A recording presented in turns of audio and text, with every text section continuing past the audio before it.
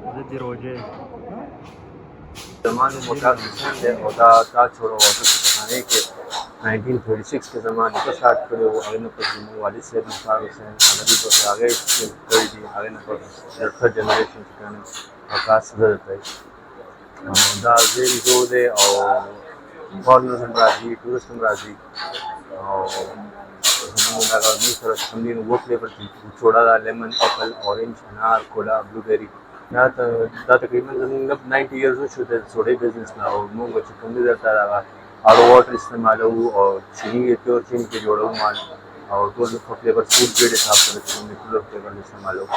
زیاتر چې کوم دي فارنرز هم راځي، ټورسټ راځي، نو هغه هم ډېر زیات خوښوي او ډېر اپریشیټ کوي.